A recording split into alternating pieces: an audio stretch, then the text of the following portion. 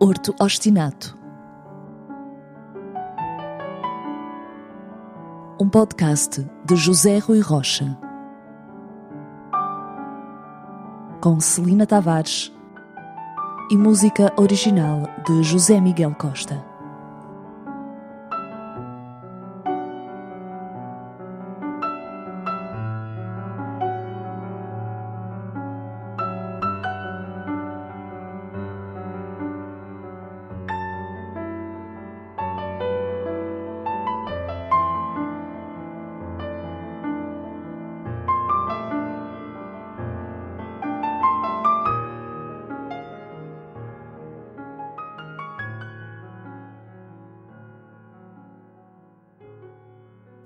Olá, sejam bem-vindos ao número 4 de Horto Ostinato, o último desta que é a sua segunda série. Ainda debruçados sobre as mais diversas manifestações do silêncio, no episódio de hoje olharemos de modo crítico o segredo, o direito e o dever de secretum, os limites de silêncio. Será que este tempo encerra uma qualquer hospitalidade ao segredo? Há espaço para o secreto quando tudo é revelado, público, instantâneo e visível? Que consequências acarreta a manifesta perda de privacidade do mundo atual? Qual o lugar do segredo neste tempo atônito, artificial e manso, em que, como disse Zizek, o café é sem cafeína, as natas sem gordura, a cerveja sem álcool, e poderíamos continuar com exemplos mil, não é? Mas sobretudo com os livros, que já se purificam com vernizes e polimentos a brilhantar as superfícies, qual laca a arredondar e domesticar, dissimulando dóceis cabelos eriçados. Como manobrar nas fronteiras do segredo diante do crime, da mentira, e em plena emergência, sim, para o abismo, de uma neocensura? O que pode o segredo? Quais os limites do segredo profissional e como encarar as suas exceções, mormente no que respeita ao segredo religioso que cobre o sacramento da reconciliação? E quando e qual o direito e dever de voz, de manifesto, de crítica, de dissonância, de desobediência, enfim? Serão estas as dúvidas deste episódio. Não prometemos conclusões, asseveramos desvios. Fiquem connosco. Pensemos juntos. Será que aquilo que não pode falar nem ser expresso, que desaparece em silêncio na humanidade, pequeno traço inscrito na sua história, será que tal ação, tal pessoa, tal floco de neve caindo isolado num dia de sol, realidade ou imaginação, é bom, mau ou sem valor? Escreveu Robert Musil em 3 Mulheres. O segredo será tão antigo entre a humanidade como a própria pessoa. Com origem no termo latino secretum, o segredo possui no silêncio o território perfeito para a sua conservação e, na palavra, o seu mais terrível adversário. Admitido como coisa que não se pode dizer ou não deve ser do conhecimento de outrem, discrição, coisa oculta, mistério, aceite como conhecimento a que apenas alguns devem ter acesso e que o seu detentor não deve revelar, mas também como o que há de mais íntimo, a definição quase parece alcançar um consenso geral de que o segredo se acha naturalmente ligado ao direito de intimidade de cada ser humano. Ora, isto é de tal forma verdadeiro que o direito à intimidade e ao segredo da vida privada granjeia o estatuto de direito elementar. A própria Constituição da República Portuguesa, mais precisamente no seu artigo 26º, número 1, Outros Direitos Pessoais, declara que a todos são reconhecidos os direitos à identidade pessoal, ao desenvolvimento da personalidade, à capacidade civil, à cidadania, ao bom nome e reputação, à imagem, à palavra, à reserva da intimidade da vida privada e familiar e à proteção legal contra quaisquer formas de discriminação. Este direito à intimidade da vida privada e familiar que a Constituição consagra divide-se, digamos assim, em 2 vias menores. Primeiramente, o direito que cada ser humano tem de impedir o acesso de desconhecidos a elementos e circunstâncias acerca da sua vida privada e familiar. Em segundo lugar, o direito que cada ser humano detém a que ninguém propague os conhecimentos que possua sobre a sua vida privada e familiar. Mas será que estas fronteiras constitucionalmente definidas estão a ser respeitadas? E não será que quem as ultrapassa e esbate, ao contrário do que pudéssemos esperar, não é o próprio indivíduo que a lei tenta defender e que, em vez de ser o primeiro interessado na proteção e salvaguarda da sua privacidade, é o primeiro a renunciar à mesma? A noção de fronteira está em crise por causa da globalização da internet, afirma Humberto Eco em A Passo de Caranguejo. A fronteira, da cidade, da região, do reino, foi sempre vista como uma espécie de ampliação coletiva das esferas de proteção individual. Por vezes, a noção de fronteira política foi delineada de maneira tão obsessiva que levou à construção de um muro no interior de uma cidade, para decidir quem é que pertencia a um lado e quem é que pertencia ao outro. Com a internet, é a própria definição de Estado Nacional que entra em crise. Esta quebra das fronteiras deu origem a dois fenómenos contrários. Por um lado, deixou de existir uma comunidade nacional que possa impedir os cidadãos de um dado país de ter conhecimento do que vai ocorrendo nos outros. Do mesmo modo que se tornou possível às populações subjugadas ao poder de qualquer tirano, de um modo mais ou menos astuto, saber o que se passa no resto do mundo. Por outro lado, a esfera monitorização que os Estados exerciam sobre as atividades dos seus cidadãos deslocou-se para outros centros de poder, que têm as condições técnicas, ainda que nem sempre legais, de saber a quem é que escrevemos, para onde nos deslocamos, o que é que compramos ou orçamentamos, no que configura uma clara interferência na privacidade individual. Ora, ao contrário do que por vezes parece, o maior problema para a vida privada dos cidadãos neste tempo de fúria digital e emigração para uma colónia virtual não são os hackers. Poderão ser os cookies e todas as outras maravilhas tecnológicas que permitem que qualquer pessoa possa recolher informações sobre cada um de nós. Mas é mais do que isso.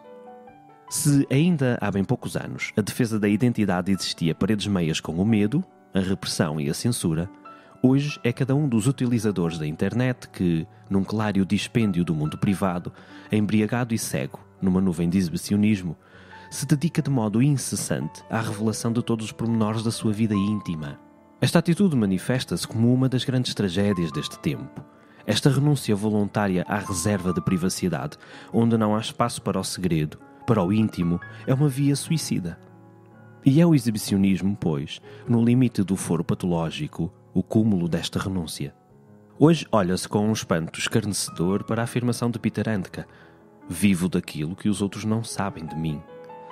Esta queda da reserva de segredo do privado vem sendo ferida ano após ano sob múltiplas formas.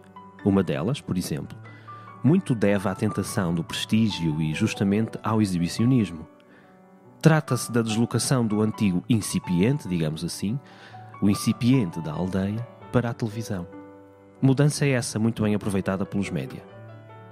O incipiente de antigamente era aquele indivíduo pouco favorecido pela mãe natureza, quer do ponto de vista físico, quer intelectual, que costumava frequentar a tasca da aldeia, onde os seus cruéis contemporâneos lhe ofereciam bebidas para o embriagar e o levar a fazer coisas inconvenientes e ordinárias, diz Humberto Eco.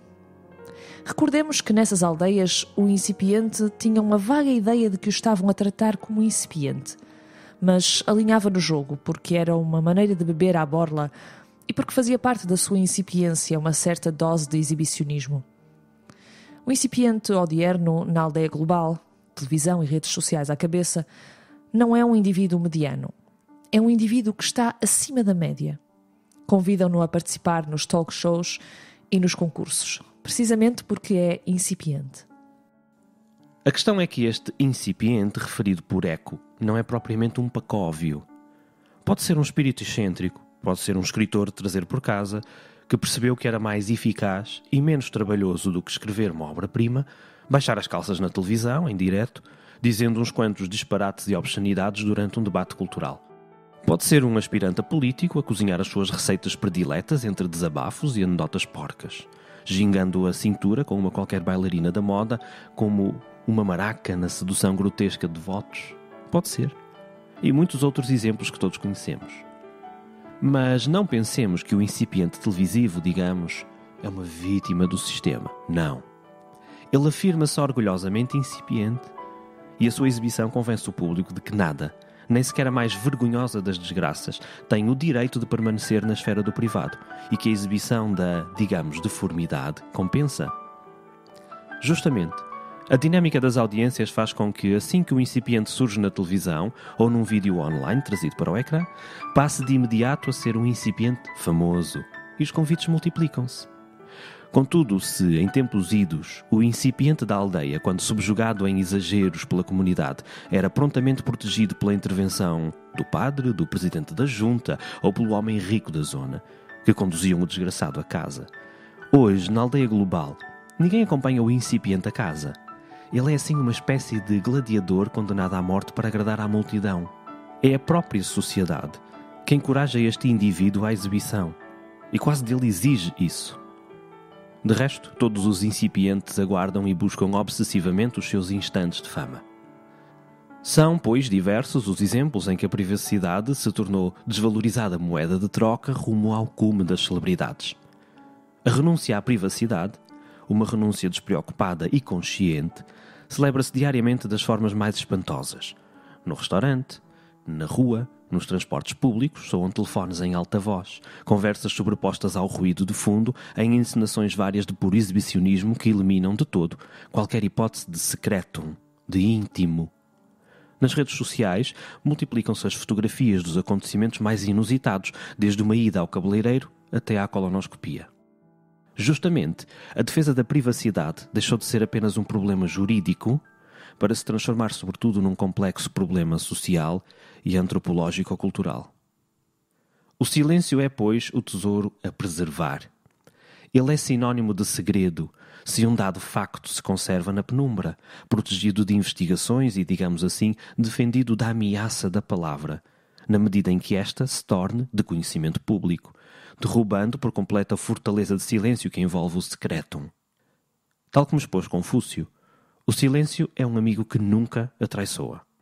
Assim oculto, o segredo é o que há de mais pessoal, de mais íntimo, e o mais íntimo é secreto, ou devia sê-lo. Contudo, levantemos outro problema. Será este direito ao silêncio, ao segredo da vida privada, à intimidade, um direito inviolável? Será que incorremos irremediavelmente em responsabilidade penal ou civil sempre que revelamos determinada informação secreta, ou há exceções à regra? Quais as fronteiras que medeiam o direito ao silêncio e o dever de silêncio? E estes limites de que forma constrangem ou obrigam o sigilo profissional?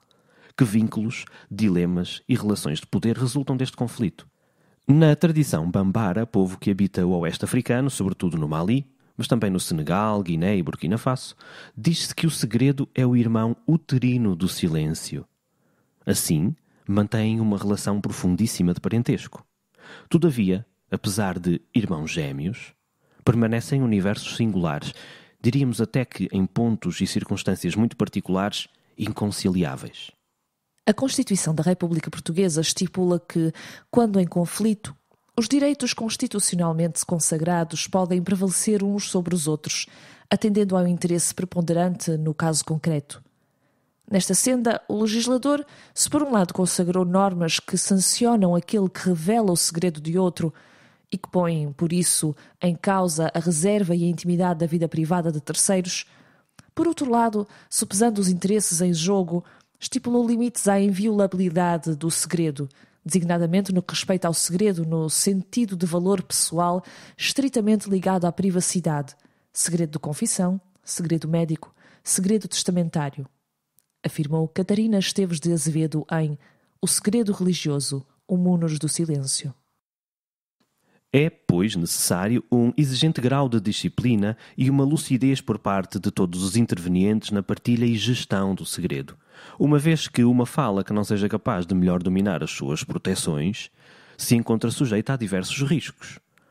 Pode ser fonte de perturbação ou incómodo pelo seu uso desmesurado perante aqueles que a escutam, revelando-se e oferecendo, distraída, as armas ao seu adversário para a destruir. O conhecimento dos momentos em que é preciso falar e sobre o quê não é menos importante do que saber quando convém calar e acerca do quê. Por outro lado, o confidente, seja nos casos em que a lei assim o obriga, seja na mais comum das circunstâncias, entre amigos, por familiaridade ou solidariedade, amparo ou defesa da honra, deve ser exemplar na cristalização da palavra que lhe foi confiada. Deve cumprir-se como fiel depositário de secretum, como meritório e probo ouvido, que guarda o poder que lhe foi confiado sem tentação de chantagem ou mero benefício próprio. Justamente, o segredo é uma reserva de poder e por vezes a tentação é grande de o utilizar para fortalecer uma posição pessoal ganhar dinheiro ou desfrutar simplesmente o poder que se tem sobre o outro. Todavia, em boa verdade, o segredo só possui esta manifestação de poder se é valioso em determinado contexto. Dito de outro modo, só perante uma sociedade específica, em que a sua revelação se mostre como fonte de profunda transformação de relação entre os visados, é que o segredo tem verdadeiro poder, uma vez que deslocado deste universo particular não seria mais do que insignificância, alcoviteirice ou anedota. São diversas as profissões que entre nós se encontram obrigadas ao segredo profissional, a saber, advogados, médicos, jornalistas, instituições de crédito, assistentes sociais, psicólogos, mas também ministros de culto, que ouvem os fiéis em confissão, entre outras. Uma reserva de silêncio está tacitamente no centro de todas as relações sociais, afirmou David Breton. Ao mesmo tempo, o segredo profissional traça um limite simbólico que separa os seus beneficiários do resto da população, otorgando-lhes um poder, um conhecimento inacessível aos outros, mas cuja divulgação não deixaria de ter consequências. Precisamente, há entre os profissionais suprarreferidos um dever de discrição, sob pena de verem arruinado o vínculo que os une aos outros. Estabelece-se, portanto, entre confitente e confidente, um nó que exige continuadamente uma profunda e inquebrável confiança. O segredo profissional, não obstante ser um dever deontológico, não é absoluto e pode ser destruído em nome de outros valores, escreveu Marlene Neves, O silêncio divino no julgamento dos homens. O segredo profissional compreende os acontecimentos de que alguém tem conhecimento no exercício da sua profissão e cuja revelação é punível. O segredo profissional consiste, portanto, na proibição de divulgar factos de que se teve conhecimento ou que foram confiados em razão e no exercício de uma atividade profissional. É incontornável que existem determinadas profissões que, pela sua própria natureza, afirma Catarina Esteves de Azevedo, assentam numa relação de confiança entre as partes, o profissional que exerce e o sujeito que o procura, sem a qual o profissional nunca poderia ter sucesso na sua atividade. Isto posto, podemos afirmar que um ministro de culto, um advogado, um médico, um membro de uma instituição bancária ou até mesmo um jornalista jamais poderiam exercer convenientemente a sua profissão se não vissem protegidos os factos e informações a que têm acesso por via da mesma. Deste modo, o exercício da sua atividade profissional depende plenamente da relação de confiança que fundam com o sujeito que recorre aos seus préstimos. Por aqui se nota a premência em proteger com o maior dos rigores o segredo profissional, dado que determinados ofícios, praticados por um dado conjunto de profissionais, se estabelecem como vitais para a sociedade. São-lhe imprescindíveis. Ofícios estes que assentam numa relação de confidencialidade indispensável entre aquele que escuta, o depositário da palavra, e aquele que fala, o depositante, que a pretende segura e muda num silêncio imperecível.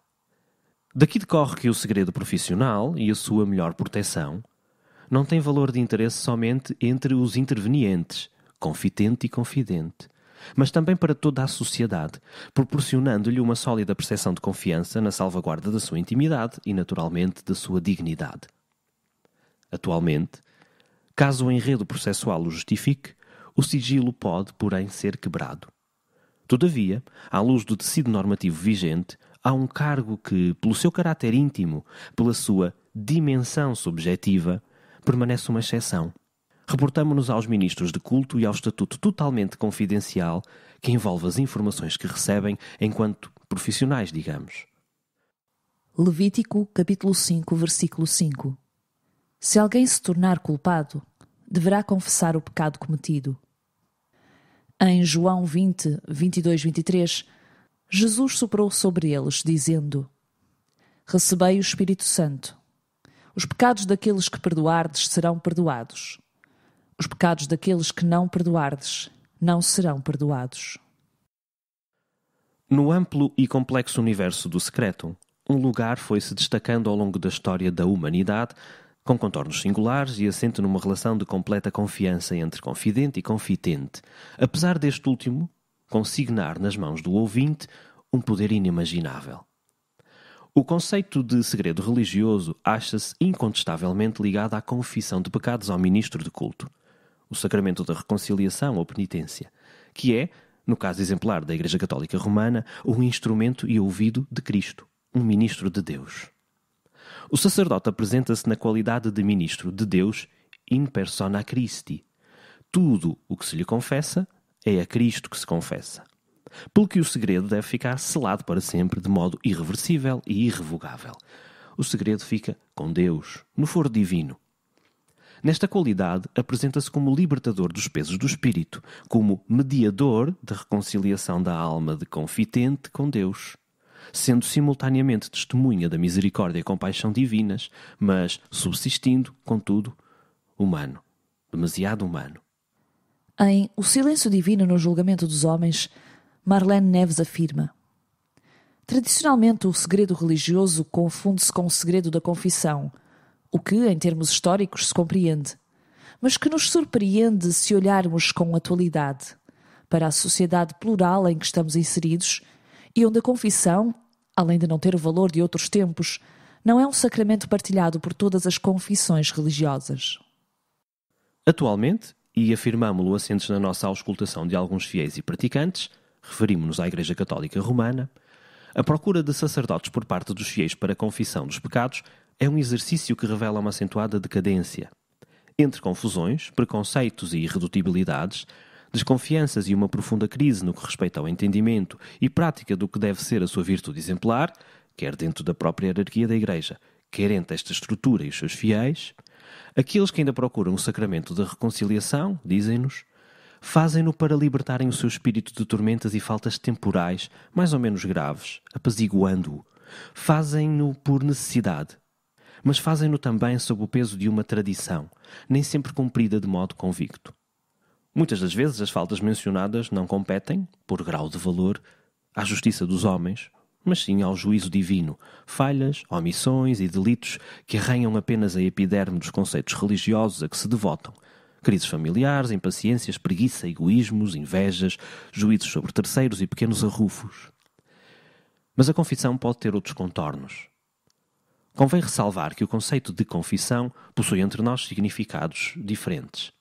Diz-se que é confissão uma dada crença religiosa, diz-se que é confissão o ato de remir os pecados, diz-se confissão o ato de admitir determinada culpa ou responsabilidade por parte de um indivíduo que se apresenta perante a justiça em tribunal, ou simplesmente uma confidência a revelar sentimentos, ideias ou acontecimentos. Mas seguimos. Da auscultação de alguns sacerdotes católicos, entre hesitações muitas, perplexidades e meias palavras, foi-nos manifestado, na sua quase totalidade, diga-se, e reportamo-nos ao intervalo de anos entre 2017 e 2019, que diante da confissão de um delito grave, que por sua vez, de forma indubitável, diga também, para não dizermos sobretudo, respeito à justiça dos homens, decidiriam pela sua não divulgação. O segredo seria mantido em qualquer circunstância, apesar de, por via do aconselhamento, dizem, orientação espiritual e tentativa de tomada de consciência por parte do confitente, procurassem inspirá-lo à assunção de culpa. De resto, a lei protege-os nesse fundo silêncio. Justamente, este facto que se desenha complexo sustém-se através do diferente tratamento jurídico dado ao segredo religioso em comparação com todos os outros ofícios que se acham legalmente referidos no que concerne ao sigilo profissional, revestindo-o de segredo inviolável. Apesar de alguma controvérsia, ela não se tem mostrado decisória, até porque parece socialmente aceite esta distinção feita pelo legislador face aos demais segredos profissionais contemplados na legislação portuguesa. Ou pelo menos assim era, até há bem pouco tempo. O segredo religioso, escreveu André Lamas Leite no jornal O Público, no artigo Alguns mitos sobre o segredo religioso, é o único que jamais pode ser ultrapassado. O sigilo profissional, por exemplo, pode ser quebrado por ordem do Tribunal Superior ao qual o sujeito ou participante processual o invoca, cabendo aos juízes elaborar um juízo de ponderação entre os interesses protegidos pelo segredo e a necessidade absoluta e imprescindibilidade de tal quebra para a descoberta da verdade material. O Estado, e bem, reconhece que determinadas profissões, como os advogados, médicos ou psicólogos, por via do munus que exercem, devem ser resguardados da obrigação de dizer em julgamento, ou nas fases processuais anteriores, tudo aquilo que sabem e cujo conhecimento lhes adveio por causa e no exercício das suas funções. Trata-se da pedra de toque de várias profissões, atenta à essencial a relação de fidúcia que deve interceder entre o profissional e o seu cliente-paciente. Como em quase todos os valores, ele não é absoluto, podendo cessar por autorização das ordens profissionais respectivas ou por decisão de um tribunal superior. Mesmo assim, vários são os agentes que optam por incumprir o acórdão, não revelando em juízo o que sabem, preferindo cometer o delito de desobediência a expor o que entendem ser o timbre do seu trabalho. Ora, no caso do segredo religioso, obviamente que abrangendo toda e qualquer confissão, nos termos da disposição já citada, nenhum tribunal pode ordenar a sua quebra. Entendeu o legislador que essa esfera de sigilo, por contender com o exercício do direito fundamental à liberdade de religião, culto e consciência, artigo 41º da Constituição, não pode ser vulnerado.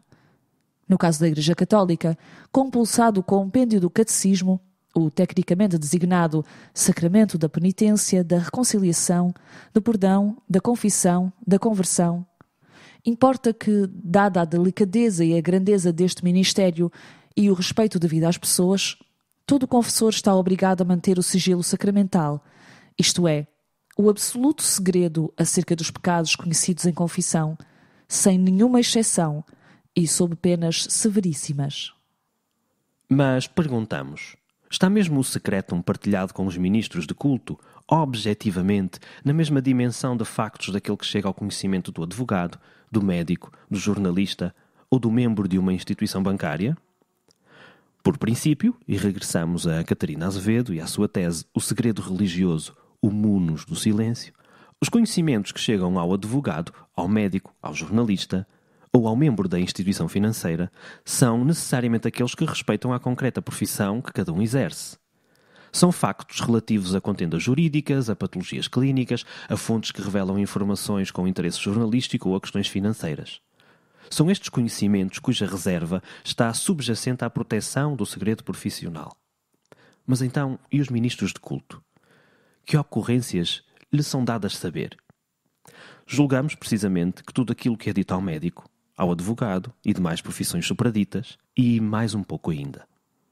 E será este mais um pouco ainda que ultrapassa uma fronteira sensível do sigilo profissional e que desenha a chamada dimensão subjetiva do relato, dado que este mais um pouco diz precisamente respeito àquilo que habita a alma de cada indivíduo. O confitente revela, abordamos o caso da confissão entre os cristãos católicos, não só aquilo que praticou, mas também o que pensou praticar. Revela ainda os mais profundos segredos que povoam um mundo impenetrável e escuro e que, pela sua convicção, apenas Deus pode conhecer. E já o conhece, admite o crente, ele é omnisciente. E por isso mesmo se confia na sua misericórdia e, apresentando-se perante o ministro de culto, o mediador, faz um meia-culpa. E falo convicto, porque tem fé, de expiar os pecados que lhe povoam o espírito. Falo na certeza de que tudo o que disser será reservado num silêncio absoluto, permanecendo segredo inquebrável. Falo perante Cristo, Deus, através de um ministro, sabendo que a confissão realizada jamais será, seja sobre que circunstância for, revelada.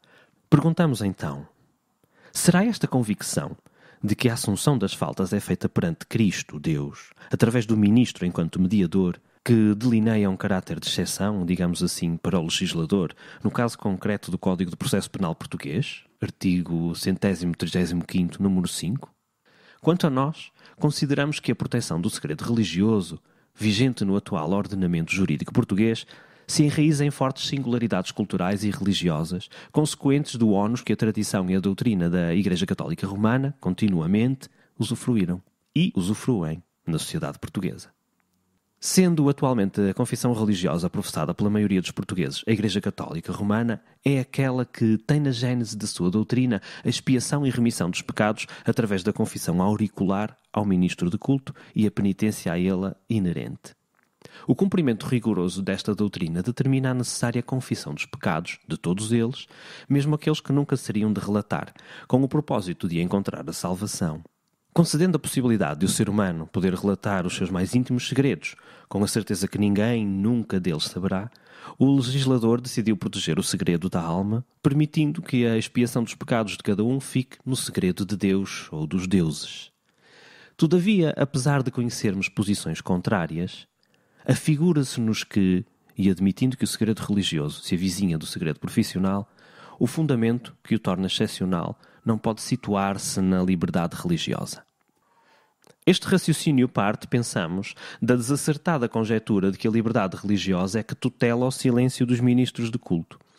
A liberdade religiosa é um universo constituído por outras liberdades. Liberdade de culto e crença, de prática de serviços religiosos, de participação em cerimónias públicas, etc. Considerar o Estado como laico é exigir-lhe, no nosso entender, que trate no mesmo grau de igualdade os devotos das diversas confissões religiosas para que possam, no cumprimento da sua livre vontade, celebrar a sua fé.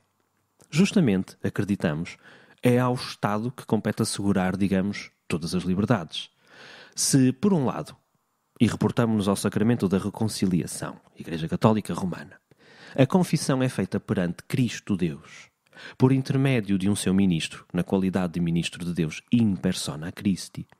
Por outro, e admitimos a complexidade e subjetividade do problema, até que ponto, no instante da absolvição do pecador, ignora a divindade presente no ministro de culto, o homem inspirado de Deus, portanto, que o seu silêncio guarda, para além de um amor incondicional devotado ao penitente reconciliado, a probabilidade imensa de desconsiderar uma vítima que vê sonegada, no exercício desse mesmo silêncio, a possibilidade de justiça e de cumprimento da sua existência em dignidade plena.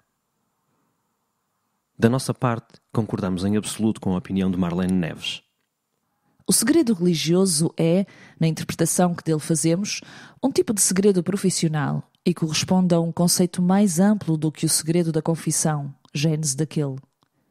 Apesar de a nossa ordem jurídica salvaguardar, em termos absolutos, a confidencialidade das informações que os ministros do culto possuem sobre terceiros, não nos repugna que, numa futura alteração do Código do Processo Penal, o número 5º do seu artigo 135º desapareça, aplicando-se, mutatis mutandis, o regime de quebra de segredo profissional nos termos gerais.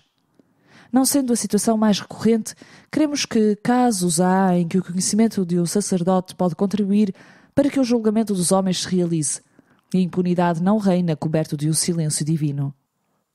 Perguntamos ainda, sobre que formas melhor coabitar este direito ao silêncio com o direito à justiça e à dignidade? Pode o julgamento divino sitiar e substituir o julgamento dos homens?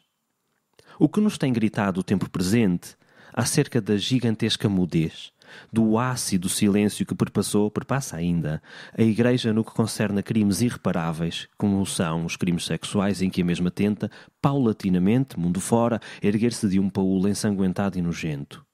O segredo possui diversas formas e manifestações e o silêncio que o envolve tem, de igual modo, múltiplas conotações. Ninguém se deixa alcançar por completo. Todo o indivíduo contém áreas de penumbra, até mesmo de densa escuridão. Todo o indivíduo guarda um mundo invisível, e é o segredo que lhe permite esse outro mundo. Há, pois, áreas de silêncio a envolver o que cada indivíduo pretende ao culto, o que cada um deseja inteiramente dedicado à sua vida privada. E também aquilo que conhece da vida de terceiros que, em alguma altura, lhe confiaram factos da sua história pessoal. Estabelecem-se assim laços, mais ou menos sólidos, mais ou menos vulneráveis, entre confitente e confidente. Diríamos que uma relação de cumplicidade os une à volta do secretum, mas que é também uma relação de conivência, desenhando uma zona simbólica de pertença, estabelecendo uma linha divisória impossível de transpor pelos que se acham para além dessa área protegida, precisamente por desconhecerem por completo a circunstância oculta. Exemplo cabal deste tipo de restrição é o silêncio que é exigido aos elementos que integram determinadas sociedades secretas, a prática de alguns rituais de iniciação ou de passagem, onde a revelação do segredo surge como alteração de vínculos, ascensão hierárquica ou acesso a um saber privilegiado. Quando o silêncio é quebrado, gera-se uma união entre aqueles que o detêm, mantendo apartados todos os que o desconhecem. O nível de conhecimento dentro de determinadas organizações, ou seja, o nível de acesso ao que é secretum, estabelece uma hierarquia catoniana que alimenta essa mesma organização. Há, no entanto, uma outra forma de silêncio, também ela plenamente imbricada com o secretum, também ela a envolver um grupo restrito, digamos assim, mas que subsiste na zona proibida, onde essa mesma forma de segredo é admitida apenas e só como imposição capital. Falamos precisamente no silêncio que prevalece entre os indivíduos que se acham implicados na famosa omertá. termo napolitano que designa o código de honra aplicado por organizações mafiosas do sul de Itália, peninsular e insular, Córcega, Sardenha, Sicília. Vinculada com um profundo sentido de família, a omertà impõe um voto de silêncio e impede toda e qualquer colaboração com as autoridades judiciais ou policiais. Os arrependidos, internamente apelidados de ratos, que de uma maneira ou de outra testemunhem contra qualquer uma destas organizações, no instante em que quebram esse silêncio, correm imediato risco de vida, bem como os seus familiares. Um dos testemunhos mais mediáticos dos últimos tempos foi o de Roberto Saviano, plasmado no livro Gomorra, de 2006. Mais do que um jornalista infiltrado, Saviano conhecia o mundo dos clãs mafiosos. Nasceu dentro dele e por isso relatou como ninguém a forma de atuar da Camorra. Estima-se que cerca de 4.500 pessoas pertençam aos clãs que compõem a Camorra. Situada em Nápoles e Caserta, no sudoeste de Itália, a organização tem no tráfico de drogas o seu principal negócio. Os seus métodos são extremamente brutais. Como consequência, o clã dos Casalesi marcou para morrer. Contou Alexandra Lucas Coelho no Público na reportagem Roberto Saviano, marcado para morrer. Nápoles, a terra da Camorra, é uma terra de silêncio. Ninguém vê nada, ninguém fala de nada. Um dia, conta Saviano, em agosto de 2003, chegaram à localidade de Mondragone 2 killers em grandes motas. Vieram para matar Giuseppe Mancone, conhecido como Rambo, que estava naquele momento no Roxy Bar. À porta estava um grupo de raparigas que, assim que os viram chegar, atiraram-se para o chão. Mas uma não baixou o olhar. Atreveu-se a encarar os assassinos de frente e, crime imperdoável em terra de Camorra, atreveu-se a falar, a quebrar a célebre lei da omertà, do silêncio. A partir daí, é como se um fio se tivesse enredado num gancho e toda a sua existência se fosse desfiando juntamente com a concretização do seu corajoso testemunho. Perdeu o noivo, o trabalho, parte da família afastou-se e uma solidão abissal caiu-lhe sobre as costas. Uma solidão que explode violenta no cotidiano, com telemóveis que soam no vazio e amigos que lentamente se afastam até que deixam de se fazer ouvir. Roberto Saviano sabia disso. Mesmo assim, decidiu escrever o livro. Mas a omertà não compromete somente aqueles que conhecem por dentro os secretos mecanismos dos clãs. Não é a estes que é em exclusivo imposto o silêncio. A omertà garante que ninguém viu, ouviu ou presenciou o que quer que seja. Perante um ajuste de contas em praça pública, as testemunhas escapam-se, escondem-se e subjugam-se à ordem tácita de silenciar ou morrer. Esta cumplicidade imposta pelo terror de morrer é o garante da continuidade do crime e o mutismo que dela brota é o refúgio possível para todos aqueles que procuram escapar a represálias. Um silêncio, portanto, hediondo, vizinho do medo, talvez da cobardia até, e certamente do desamparo, mas, e concomitantemente, coagido à submissão, um silêncio resignado e envolto num profundo sentimento de impotência, empapado no mais básico sentido de sobrevivência. Admitida por uns e rejeitada por outros, a questão da delação, muito pouco ou nada premiada, é poliédrica e atravessa veredas frágeis, por vezes mal estudadas, e tem-se visto cercada por um mar profundo de paixões, preconceitos, ódios e afinidades.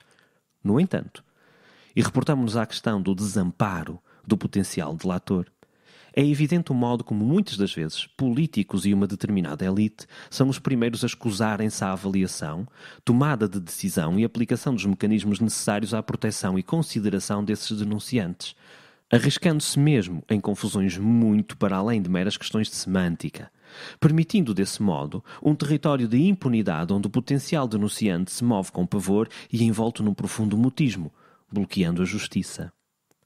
A discussão realizada nos últimos anos em torno da admissão ou não da delação premiada é, no caso português, disso exemplo.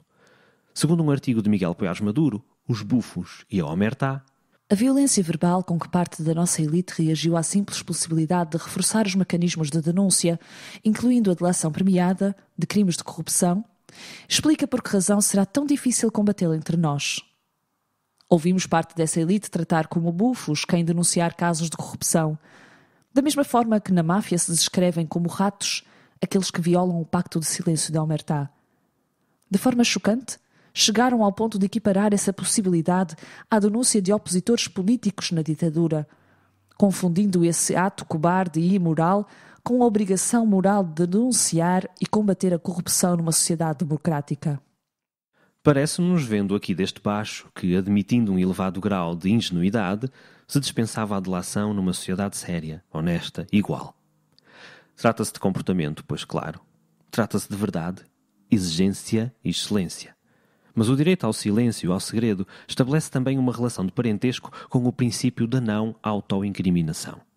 O arguido tem direito a prestar declarações em qualquer momento da audiência, desde que elas se refiram ao objeto do processo, sem que, no entanto, a tal seja obrigado e sem que o seu silêncio possa desfavorecê-lo. Artigo 343º, número 1 do Código do Processo Penal. Declarado na expressão latina nemo tenetur se ipsum accusare, ninguém é obrigado a acusar-se, o princípio assenta no pressuposto segundo o qual ao acusado não é imposto que concorra para a sua própria arguição. Ou seja, nenhuma instituição pode dele abusar, transformando-o em expediente para a sua própria incriminação. Dito de outro modo, o arguido pode recusar responder a questões e, igualmente, demitir-se de apresentar quaisquer elementos de prova, sendo a razão de ser deste direito protegê-lo de coação por parte das autoridades a fim de obterem esses mesmos elementos de prova. O direito à não autoincriminação acarreta que aquele a quem é movido um processo-crime, dada a gravidade da sua posição, tenha o direito de se refugiar no silêncio. É, pois, sobre a justiça do Estado que versa o encargo de demonstrar os factos da denúncia. O arguido tem o direito de não apresentar quaisquer depoimentos. Porém, é indispensável que o mesmo seja constantemente informado desse seu direito. Contudo, entendamos, o direito ao silêncio não é um direito exclusivo do arguido, conquanto lhe seja habitualmente conferido. Também as testemunhas têm o direito de abster-se de responder a questões que conduzam a esclarecimentos autoincriminatórios, ou ainda a questões que de alguma forma possam comprometer determinados familiares. Ao falarmos de direito ao silêncio por parte do arguido, convém vincarmos que o referido direito não pode provocar consequências adversas para quem o invoca, ou seja, não é passível de se emitir juízo, qualquer que ele seja, sobre o silêncio do arguido, não podendo este mesmo silêncio ser submetido ao princípio da livre apreciação da prova, seja total ou parcial.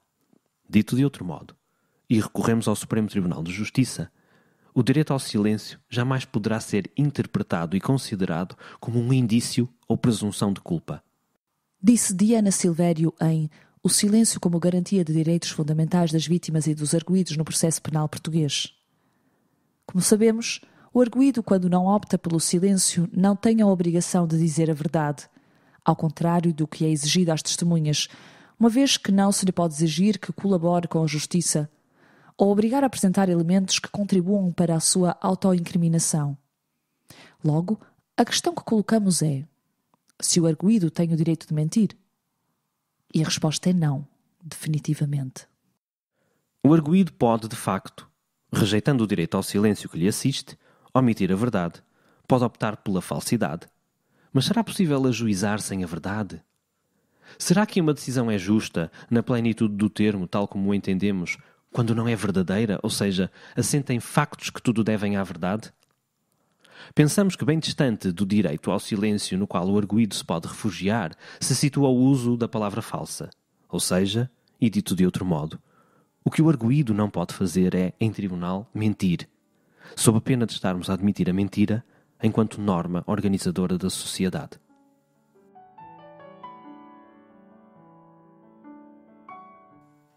Aqui chegados, queríamos olhar para aquela que se configura como uma face complexa, engelhada e perversa no que ao segredo diz respeito. Trata-se desse território outro dentro do segredo, onde o mesmo é imposto por uma pessoa, ou um ou mais grupos.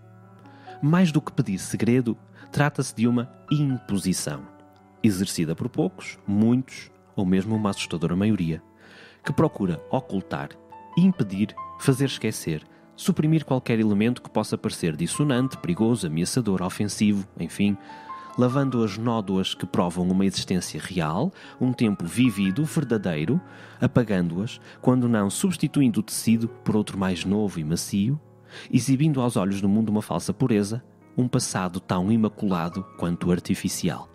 Não se descarta o passado sem consequências, estamos convictos. E é aqui que este desvio ao nosso episódio se foca. Não nos repugna uma qualquer gestualidade de fluxo lúcido, urgente, de transformação comportamental. Preocupa-nos quando a procura dessa mesma mudança ocorre no perigoso sentido de uniformização e neutralidade, entendendo o ser neutro como o princípio base de construção de dignidade, impondo limites à liberdade de expressão. Estes falam do politicamente correto, digamos, enquanto fator de interdição. Subsumida na própria inserção do humano na linguagem, a interdição corresponde a um constrangimento para falar, um processo de formação de conteúdos, dizem, enquanto a censura é uma reação ativa ou ainda uma reação sobre tais conteúdos, justificam-se.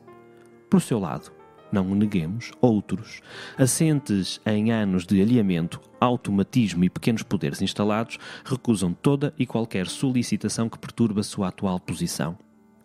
Trata-se, por entre cobardias, literalidades, inseguranças, vergonhas e ignorâncias mútuas, sem meias medidas, de um acidente em cadeia que se verte numa neocensura. Uns, aproveitando desvios e idiotias, diabolizam, à luz da dúbia acessão de multidão celebrada por Gustave Le Bon, uma colonização intelectual onde a palavra se deseja homeopática e o silêncio castrado. Tem sido fértil, de facto, o destempero e ácida a ignorância de algumas decisões. Outros, procurando erguer-se de longos períodos de desrespeito, por vezes de modo confuso, violento, quando não insciente, encetam movimentos duvidosos no que a liberdade de expressão concerne. Assim, volvido instrumento bélico, o secretum, enquanto não dito, proibido, anestesiado, emudecido, amputado, mergulha nas águas do ódio e do esquecimento e em oceanos de artificialidade e manipulação. O segredo reflete-se censura, uma neocensura que não é mais do que a reverberação oca de um tempo incapaz de pensamento complexo, confronto, diálogo e ironia. Um tempo cindido, bipolar. Mas entremos para o lá dentro. Pode acontecer que nos sepultemos, pode acontecer que dele consigamos sair, limpos é que não sairemos deste caminho. E isso é bom. Não conhecemos outro modo de problematizar. Foi Simone Weil quem afirmou: a liberdade de expressão total, ilimitada, para toda a opinião, qualquer que ela seja, sem qualquer restrição nem reserva, é uma necessidade absoluta para a inteligência. Dissemos censura.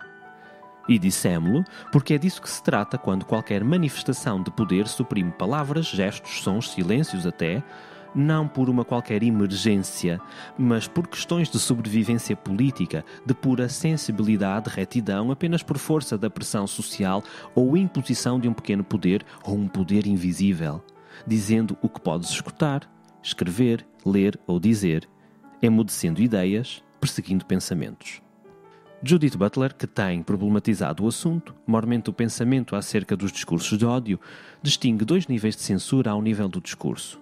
Implícita, que antecede a formação do discurso e funda a noção própria do que pode e do que não pode ser dito, e explícita, reação, proibição pós-facto, ao discurso ofensivo e inadmissível. Mas pensemos juntos. Haverá alguma censura que não seja simultaneamente reconhecimento de importância e reconhecimento de impotência? Acreditamos que o erro feliz das censuras é que fazem tudo pela metade. É-lhes impossível emudecer o silêncio. O silêncio é polissémico, complexo. Ele é indómito. Querê-lo doméstico, apático tapete na soleira da porta, é um equívoco. No entanto, no que toca às censuras, elas não procuram outro fim que não o silêncio. Não digas, cala-te, esquece, esconde. Ora, assim instituído por imposição, o silêncio obedece, digamos, mas permanece em segredo, pensando. Aliás, não poucas vezes, obedecendo ao grito que o impõe, torna-se via significativa mais profunda do que a palavra. Há nele uma polissemia incontrolável. Por outro lado, podemos afirmar que a censura se torna vulnerável na medida em que, para declarar algo fora das fronteiras da admissibilidade do discurso, tem de o referir. Ou seja, a proibição cita o proibido. A decisão que visa o impedimento e proliferação de algo contradiz-se e desagua na sua disseminação. Repete o que procura restringir. Foram muitos os livreiros portugueses das décadas de 1960 e 70 que afirmaram que os títulos proibidos eram autênticos best-sellers, facto que tanto decorria do seu valor como por serem proibidos. A PIDE deu grande fama a muitos livros censurados. Ao arquitetar o silêncio, a censura confessa-se autodestrutiva. É mãe do silêncio que gera sentido, por si indesejado. Quem sabe não seja esta onda atual que, por ação inversa, nos procura aproximar dos universos censurados. Quem sabe não rebentará uma qualquer nuvem de adultos perdendo a virgindade da leitura com As Aventuras dos Cinco. Atualmente há uma espécie de névoa obscura, caótica e diversificada que se encontra implementada em países, em instituições e empresas, o que configura uma nova dimensão, mais complexa e pejada de subtilezas e omissões, à discussão sobre as assimetrias do discurso. Enfim, sobre a liberdade de expressão e a sua geografia.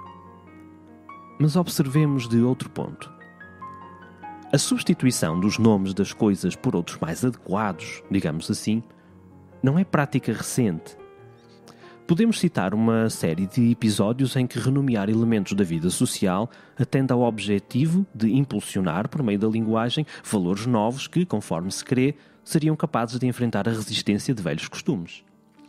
O critério que fundamenta o grau de correção das palavras, bem como a seleção dos valores desejáveis, parte, sabemo-lo, de uma perspectiva ideológica.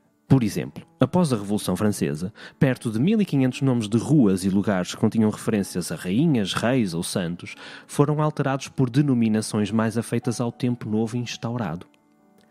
Entre nós, portugueses, após a Revolução dos Cravos, também a Ponte Salazar passou a chamar-se 25 de Abril. E bem procurados, os exemplos serão infindos. Contudo, e sublinhamos, os manuais de história permaneceram. Não foram rasurados ou queimados. O sangue permaneceu para que aprendêssemos com a queda, incendiássemos a memória.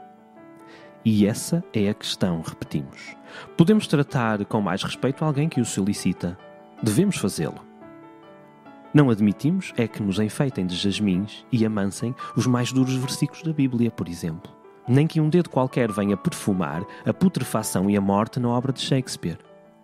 Não admitimos que nos purifiquem Mein Kampf, do mesmo modo que pretendemos ler Lolita de Nabokov assim mesmo, tal qual foi concebido, sem qualquer violação outra que pretenda fazer do livro um reino de princesas da Disney.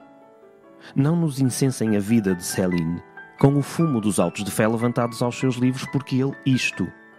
Não nos algemem Siegfried ou Brunilda porque Wagner aquilo. Dissemos ideologia. A ideologia é elemento determinante do sentido. Encontra-se presente no interior do discurso. É essencial da prática discursiva, sendo entendida como efeito da relação entre o sujeito e a linguagem. Toda a formação discursiva está associada a uma ideologia, a uma formação ideológica. As formações discursivas são o espaço de enunciação de uma determinada formação ideológica e mantêm uma associação com a noção de formação imaginária, ou seja, a posição dos protagonistas do discurso intervém na produção do próprio discurso. No fluxo da formação imaginária, encontramos a imagem que o sujeito faz dele mesmo, a imagem que ele faz do seu interlocutor e a imagem que ele faz do objeto do discurso. O discurso é movimento, é equívoco. Como escreveu António Cândido Franco em Teoria e Palavra. A palavra é mais errante que verdadeira, pois a expressão é mais um erro que uma verdade. A palavra é uma raiz, mas uma raiz que, em vez de se alimentar de terra e de humus, se alimenta de ar. Por seu turno, Ferreira Goulart afirmou que falar é um exercício de liberdade, para o bem e para o mal, que não cabe nos preceitos de uma cartilha ou de um código de censura. De acordo. Mas perguntamos, e dentro de um código de convivialidade, comunidade, respeito mútuo, dignidade? O tempo presente vê surgir uma série de ações voltadas para a correção discursiva, sim. Tal facto poderia não comportar quaisquer problemas se o mesmo não derivasse para lugares perversos, não degenerasse em imposições cegas, se achasse fundamentado e sereno como a urgência de um gesto lúcido, que é de facto urgente em determinadas situações. E por que poderia passar sem levantar grandes dificuldades? Olhemos através do exemplo que Humberto Eco expõe em A Passo de Caranguejo. Todos compreendemos que o problema não é sermos nós, os falantes, a decidir como é que vamos chamar os outros, mas antes deixar que os outros decidam de que forma querem ser chamados. Justamente, continua Eco, se não nos achamos em determinada situação, não podemos conhecer que termos perturbam ou ofendem as pessoas que nele se encontram. Admitir que se pode ofender é admitir que podemos ser ofendidos. Eclode então um outro problema. Todo chamamento é apelo, ele provoca resposta. Nesta linha tudo pode à primeira vista parecer justo, pelo menos para Hammurabi e Seluia. Contudo, a proliferação da ofensa crescerá o discurso de ódio. Abrirá fissuras profundas. Estabelecerá muros soberbos que, por cegueira, mudez e surdez, mesmo quando e se derrubados, deixarão marcas incontáveis. As sombras são já demasiado grandes e os operários que se multiplicam a cada dia não se cansam de os levantar. Recorrendo à mais básica das necessidades, António Damasio, falando no seu recente livro A Estranha Ordem das Coisas, com chancela de temas e debates, afirmou ser necessário educarmos-nos de modo a contrariar os nossos instintos mais básicos, que nos impelem a pensar primeiro na nossa sobrevivência. O que eu quero é proteger-me a mim, aos meus e à minha família, e os outros que se tramem. É preciso suplantar uma biologia muito forte, disse o neurocientista, associando este comportamento a situações como as que têm levado a um discurso anti-imigração e à ascensão de partidos neonazis de nacionalismo xenófobo, como os casos recentes da Alemanha e da Áustria. Para António Damasio, a forma de combater estes fenómenos é educar as pessoas para que aceitem os outros. Entendemos, pois, que nem todas as palavras devem ser proferidas livremente em qualquer circunstância. Em toda a sociedade, disse Foucault, em A Ordem do Discurso, a produção do discurso é ao mesmo tempo controlada, selecionada, organizada e redistribuída por um certo número de procedimentos que têm por função esconjurar os seus poderes e perigos, dominar o seu acontecimento aleatório, esquivar a sua pesada e temível materialidade. Sabe-se bem que não se tem o direito de dizer tudo, que não se pode falar de tudo em qualquer circunstância, que não é qualquer um, enfim, que pode falar de qualquer coisa. Atendemos, contudo, que para o cancelamento de uma palavra exige-se tal, uma justificação muito séria, que de modo incontestável manifeste, como disse Nadine Strossen, uma relação causa-efeito muito direta entre o discurso e algum efeito nocivo iminente causado por esse mesmo discurso. Isto acontece não só com a primeira emenda nos Estados Unidos, mas também com a Lei de Liberdade de Expressão das Nações Unidas, que se aplica virtualmente a todos os países do mundo. Nós, os defensores da liberdade de expressão, fortes defensores, diga-se, não concordamos com os outros porque não estamos dispostos a dar mais latitude, quer seja ao governo, quer seja aos técnicos que tomam decisões para poderem dizer bem, esse discurso pode, indiretamente, teoricamente, algures no futuro, ser nocivo, ou condeno completamente essa ideia, então vamos bani-la.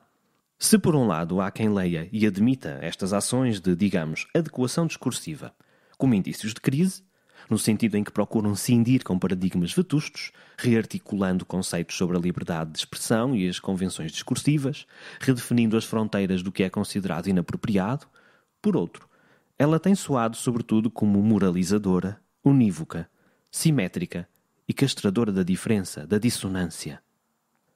Toda a linguagem potencialmente ofensiva tem vindo a ser substituída por expressões mais educativas, como afirmam os arautos desta nova aluvião. Esta é uma atitude que atravessa e ultrapassa Estados e instituições.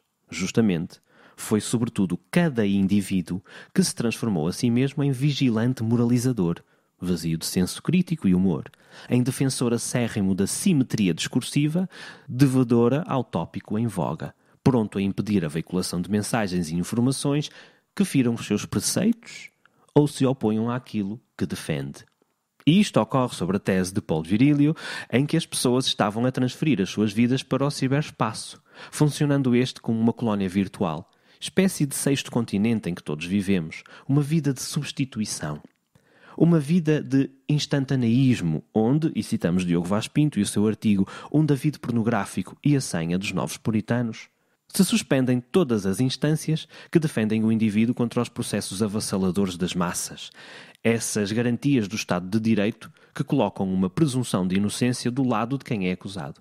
Mas as redes sociais não têm paciência para os rigores dos processos judiciais, e ali exigem-se as cabeças. A retribuição tem de ser célere para que a peça possa prosseguir para a cena seguinte, a controvérsia que manterá o caldo sempre a ferver e, desse modo, em vez de tribunais com júris, juízes, testemunhas, instituem-se esses comitês que reúnem à porta fechada e sentenciam o réu muitas vezes sem que este tenha sequer podido conhecer de que atos era acusado, por quem, e de montar uma defesa. É, pois, aqui que se tem gerado a confusão e criado a degeneração. Movimentos que poderiam, de modo inteligente, alterar mentalidades e, consequentemente, comportamentos, vêem-se capturados por uma cega pressão popular que abate tudo o que mexe e lhes chega de frente no caminho, ou seja, em sentido contrário. Nós não conhecemos outra forma de deslocação para o encontro. É, pois, este limite de cegueira extrema que contestamos. As metamorfoses de linguagem não nos assustam, crescemos com elas. Bebemos dos livros de história das histórias da história, aprendemos o complexo e o nu, a contradição e a mentira, o erro, a queda, o pudor, o feio e o pecado na literatura e na poesia, assim como na música, nas artes plásticas, no cinema e no teatro.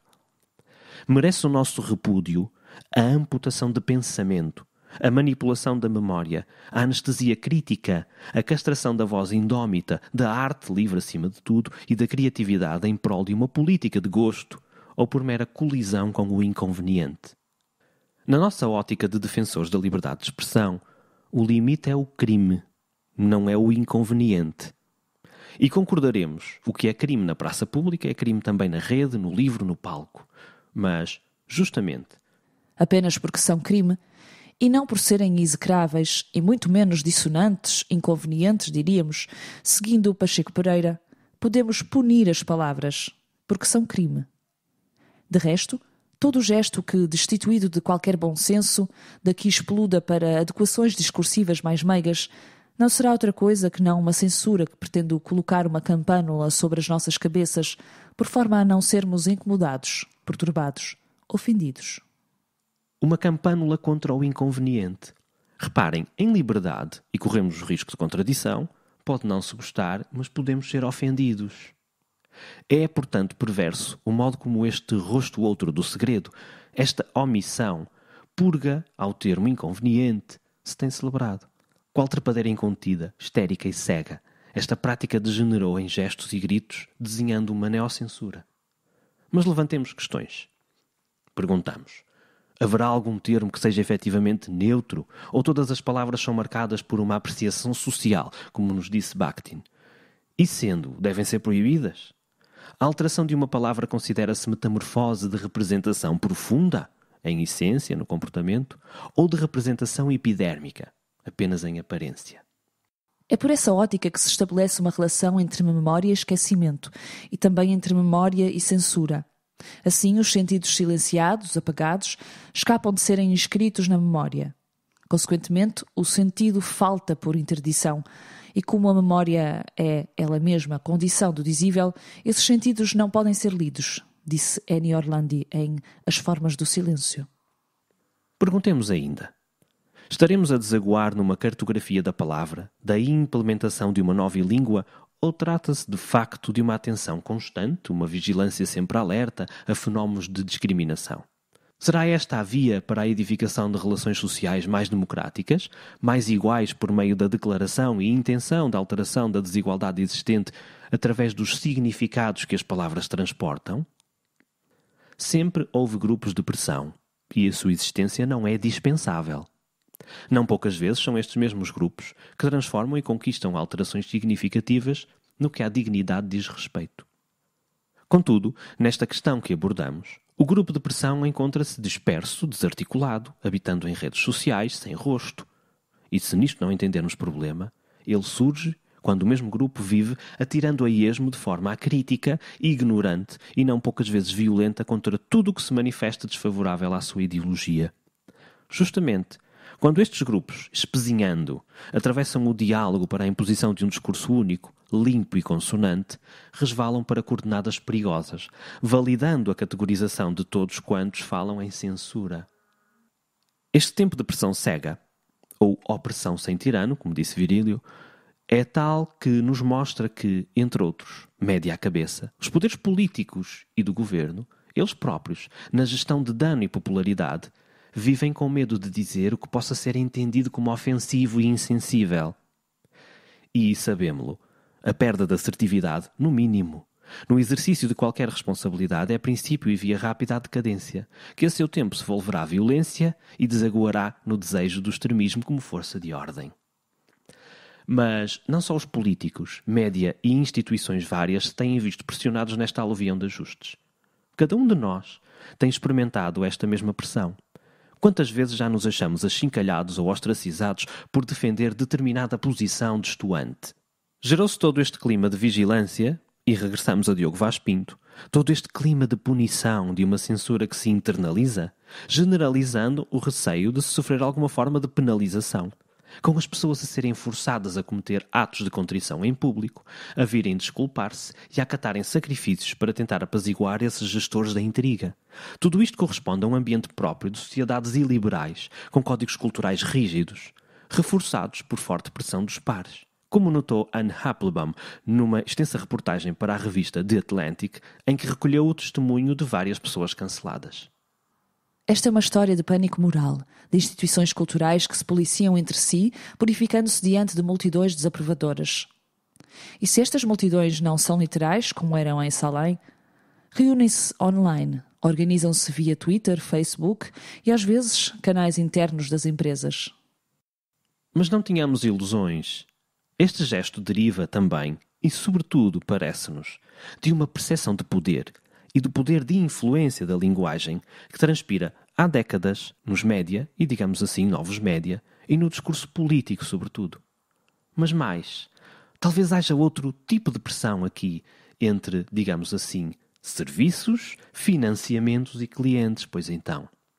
Como afirmou Rogério Casanova em Crónica do Público, se há universidades a ceder às exigências mais absurdas dos seus corpos estudantis, o problema é o ucaísmo ou o facto de os custos e métodos de financiamento terem transformado a educação superior num serviço, em que o cliente tem sempre razão e o fornecedor tenta adequar a oferta aos seus desejos. Que verdadeiros limites se jogam nesta implementação da decência da linguagem, em boa verdade? A decência da linguagem e a forma prudente ou mentirosa, sob certos pontos de vista, como se fala dos outros ou dos acontecimentos, foi descrita uma vez como essa arte do verbo em que um diz ao outro que tem uma mente aberta, quando afinal o que ele tem é um buraco na cabeça, escreveu Gonçalo M. Tavares no recente artigo do Expresso, Botox, Distopia Botóxica e as Palavras Mansas. E continua. À superfície, as palavras que julgam amansar com a sua mansidão a realidade tumultuosa são modos de paralisar a própria face e de nada entender do mundo.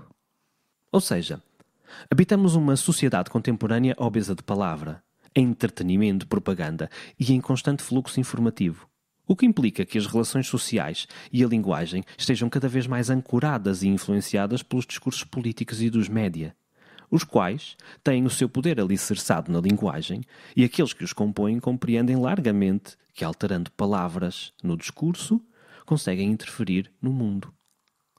Por outro lado, a sua sobrevivência no selvagem habitat da informação, espetáculo e entretenimento impele políticos e média para estranhos e medíocres instrumentos de propaganda e conquista de público, vulgo lucro, votos. É interessante observar, nesse sentido, que o politicamente correto, digamos assim, exerce-se na interseção entre queixas e protestos de minorias e movimentos sociais e a preocupação, por parte de empresas de média e comunicação, em adotar políticas e linguagens menos polémicas ou mais neutras, a fim de se protegerem contra possíveis processos judiciais.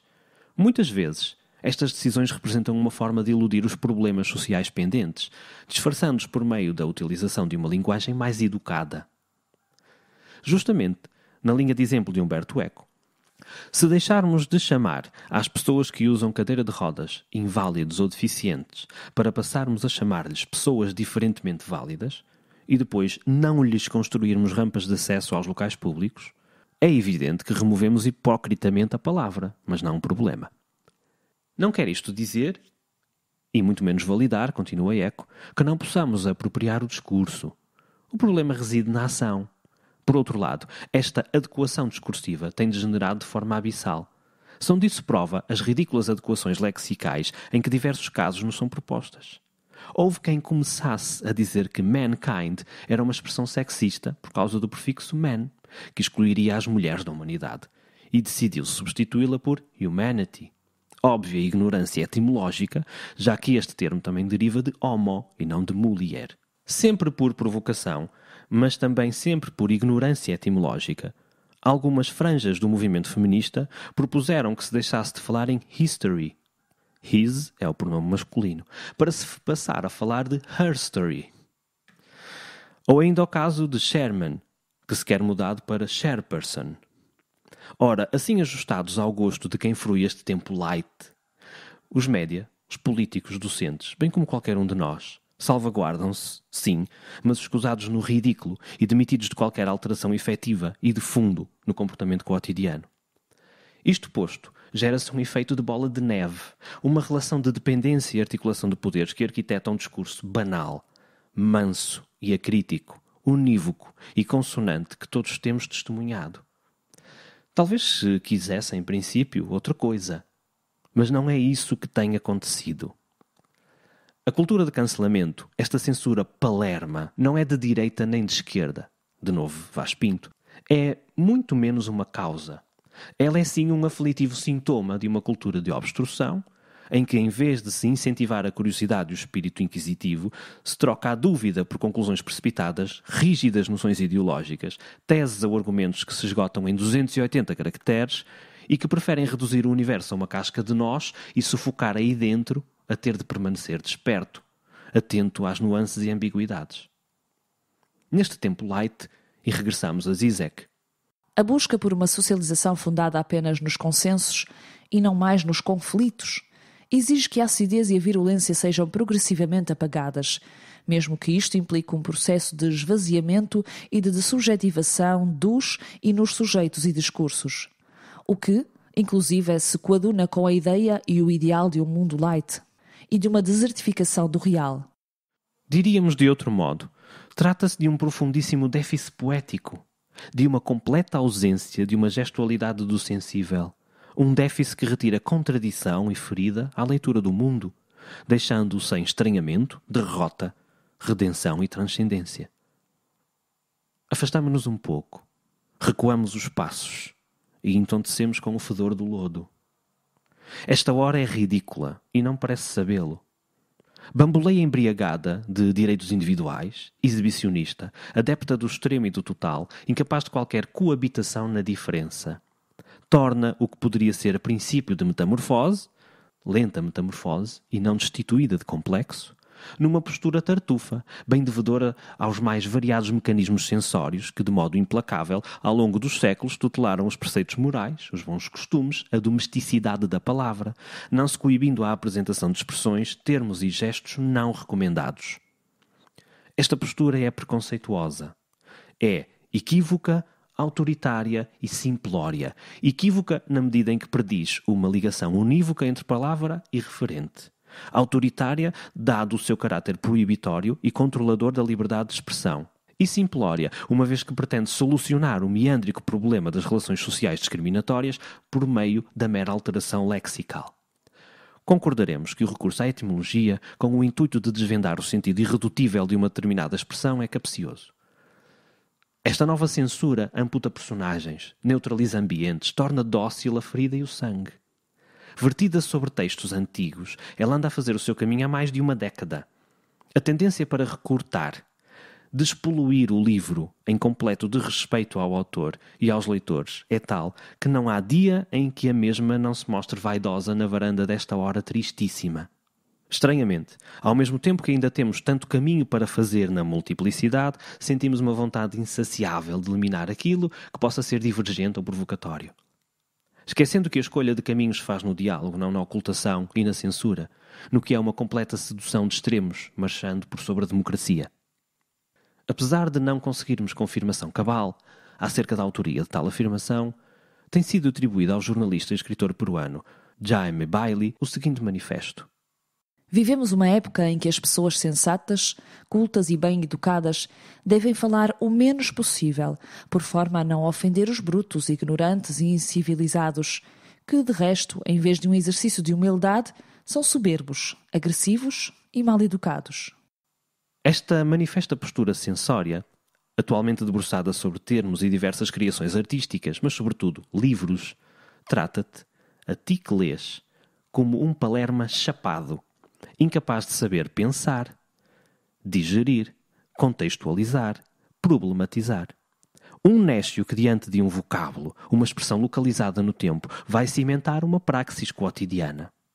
Para estes arautos do macio, és um idiota que jamais conseguirá criar-se sozinho, como ser humano digno e despoluído, precisando, como os demais, de linhas retas que o século instituiu como corretas, capazes de encarreirar o mais limitado dos seres. Não tarda, farão um manual para que eduques os teus filhos, ou os deles, se de alguma forma tiveres em contacto direto com eles. Estas linhas, diariamente enunciadas numa monodia oficial, memorizada e memetizada por uma larga maioria, cobarde, artificial e de uma desonestidade intelectual gritante, têm vindo a pressionar, quando não a povoar, as mais diversas instituições. Voltemos aí. Refira-se, a título de exemplo, a criação de espaços seguros por parte de algumas administrações de universidades americanas. Entendam-se estes espaços como lugares onde os estudantes podem dizer o que pensam sem receio de retaliação. Algumas das universidades mais prestigiadas, sobretudo Harvard, chegaram ao ponto de censurar, por exemplo, citar Scott Fitzgerald. Mas são diversos os exemplos. Os mais recentes entre nós cercam as obras de Roald Dahl, Ian Fleming, Agatha Christie e de Enid Blyton.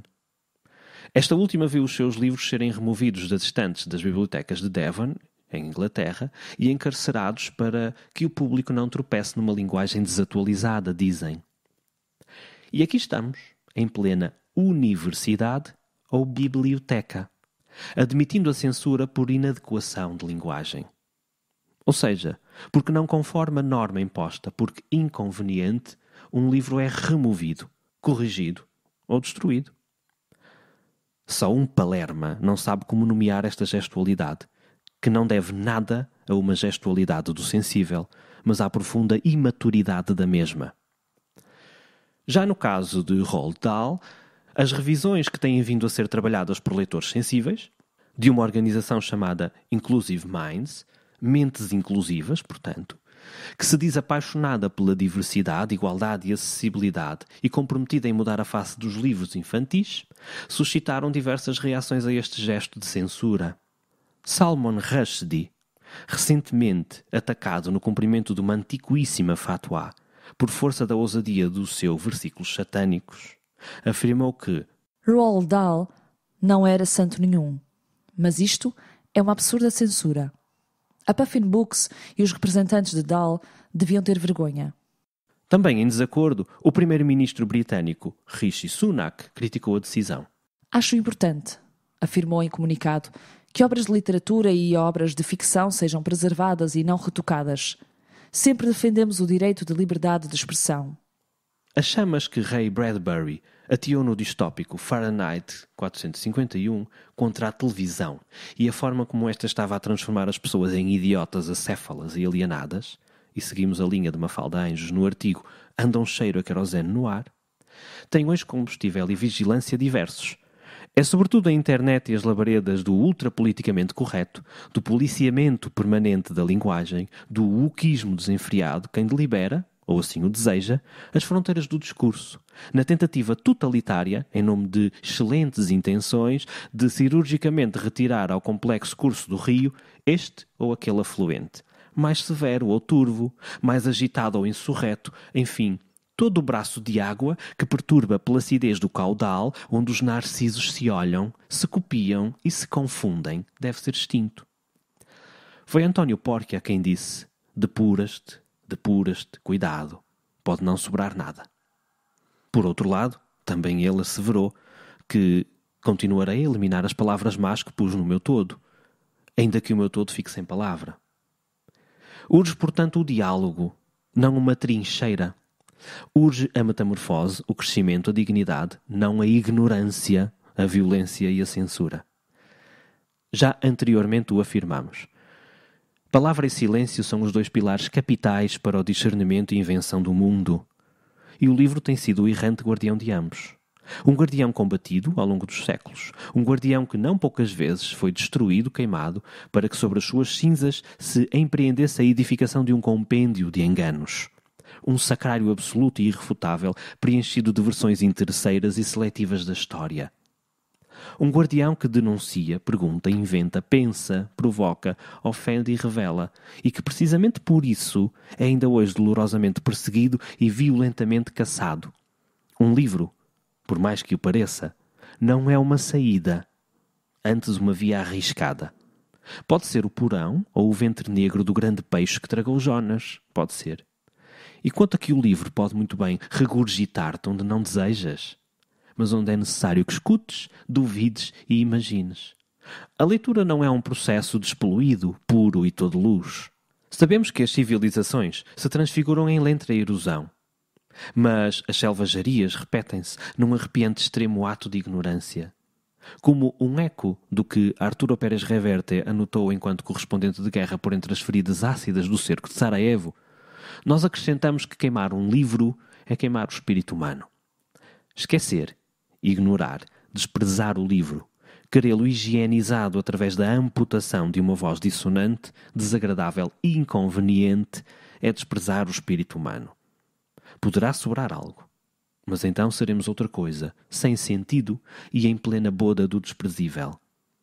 Terminamos socorrendo-nos de Titania McGrath, personagem criada pelo comediante irlandês Andrew Doyle, que escreveu um livro inteligente e necessário, a par de muitos outros, perante os exageros e disparates que marcam o espaço público atual, satirizando-os. Citamos Patrícia Fernandes em artigo do Observador. Titania McGrath apresenta-se como uma poetisa feminista, radical e interseccionalista. Só alcançaremos a verdadeira igualdade quando as mulheres forem mais valorizadas do que os homens. E continua. A luta contra o patriarcado é muito mais do que a luta contra uma sociedade dominada por homens. É que estes homens têm uma característica específica. São homens brancos. E por isso, a luta contra o patriarcado é a luta contra o racismo e a brancura. Se quisermos concretizar a utopia woke, os brancos devem expiar ou rejeitar completamente a sua brancura, uma vez que as pessoas brancas são indiscutivelmente privilegiadas, independentemente da sua classe, situação económica, saúde, idade, aparência, ou se têm ou não todos os membros intactos. A nossa missão deve passar então por exigir que o Estado se comprometa mais para acabar com o ódio, pois o único modo de acabar com o fascismo é se a polícia puder prender as pessoas pelo que dizem e pensam. Título tão hilariante quanto necessário para problematizar estas questões, Woke, um guia para a justiça social, é um livro com a chancela Guerra e Paz. E dito isto, não se lembraram ainda de Tolstói. E tão concordante seria para todos, nos tempos que correm, proibir a sua leitura, não é? Pois claro. Fiquem bem e até à próxima.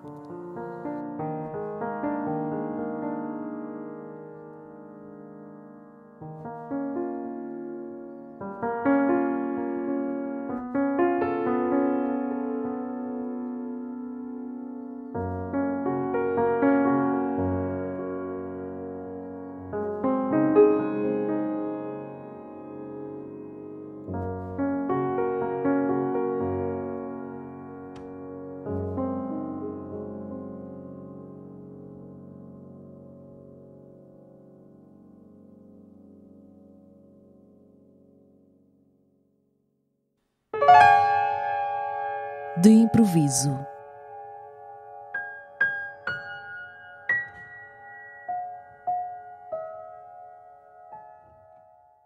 Terminamos hoje com Secret Space, a leitura musical de José Miguel Costa deste episódio. Até breve.